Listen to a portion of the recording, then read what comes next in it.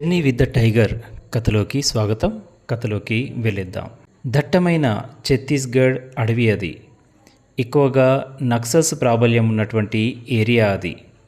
ఆ అడవిలో అడుగు మోపాలంటే ఇటు ఫారెస్ట్ ఆఫీసర్లకు మిగతా జనాలకు కూడా చాలా భయమే. ప్రతి చోట ఏదో ఒక సమస్య మనల్ని సవాల్ చేస్తూ ఉంటుంది. నన్ను దాటగలవా అంటూ మరణం మనల్ని పరీక్ష పెడుతూ ఉంటుంది.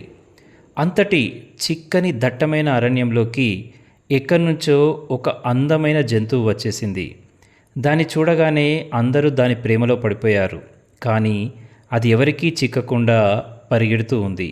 దాని శరీర ఛాయ పూర్తిగా చిక్కని నీలం రంగు, దానిపైన దట్టమైన నలుపు రంగు చారలు. దాని కళ్ళేమో మరింత ప్రత్యేకం. పసుపు రంగు కళ్ళతో తీక్షణంగా చూస్తూ ఉంటుంది. అది నడిస్తే ఒక ఏనుగే నడుస్తుందా అన్నట్టుగా ఉంటుంది. దాని యొక్క నడక మనకు చెబుతుంది అదెప్పుడు ఇంతవరకు ఓటమి అన్నది ఎరగదని. అలాంటి జీవిని చూస్తే ఎవరు మాత్రం ప్రేమలో పడరు? ఫారెస్ట్ బీట్ ఆఫీసర్లు కూడా దాని ప్రేమలో పడిపోయారు. ఇక దాన్ని వెతుకుతూ ఉన్నారు. అది ఎక్కడి నుంచో ఇక్కడికి వచ్చేసింది ఈ సామ్రాజ్యాన్ని ఏలేద్దామని. ఇక్కడ దానికి బాగా నచ్చింది. అదృష్టవశాత్తు అది ఇక్కడే ఒక మగపిల్లకు కూడా జన్మనిచ్చింది.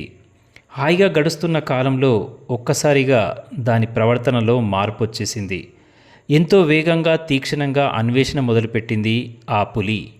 ఎందుకోసమా అని ఆరా తీస్తే అప్పుడు తెలిసింది అదొక్కతే ఉందని, దాని పిల్ల అడవిలో తప్పిపోయిందని. బిడ్డ కోసం ఒక తల్లి పడే వేదన ఎంతుంటుందో దాని గర్జన విన్న ఆ ఫారెస్ట్ బీట్ ఆఫీసర్కు తెలుసు. ఆ శబ్దాన్ని విన్న తర్వాత అతను ఆశ్చర్యంతో పాటు భయపడిపోయాడు. దాని గర్జన చూస్తే అతనికి అర్థమైంది దీనికి ఎదురుగా ఇక ఎవరు వచ్చినా వాళ్ళని చంపుకొనైనా సరే అది బయటకు వెళ్తుంది అని. అంతే, అప్పటినుంచి అది ఎక్కడికి వెళ్తుందా అని ట్రాక్ వేస్తూనే ఉన్నాడు. కానీ అది క్షణకాలంలో మాయమైపోయేది. కానీ అది ఈ మధ్య అంతు చిక్కడమే లేదు. గత 15 రోజుల నుంచి ఆ టైగర్ ఎక్కడికో మిస్ అయిపోయింది. దానికి ముద్దుగా అతను పెట్టిన పేరే బ్లాక్ టైగర్. మరి తన పిల్ల కోసం ఆ బ్లాక్ టైగర్ ఏం చేస్తుంది? తన పిల్లను కలిసిందా? అసలు తన పిల్ల బ్రతికుందా లేదా? ఇదంతా మిగతా కథలో విందాం. వింటూనే ఉండండి జర్నీ విత్ ద టైగర్. నేను మీ పవన్ కుమార్ పెంటూ.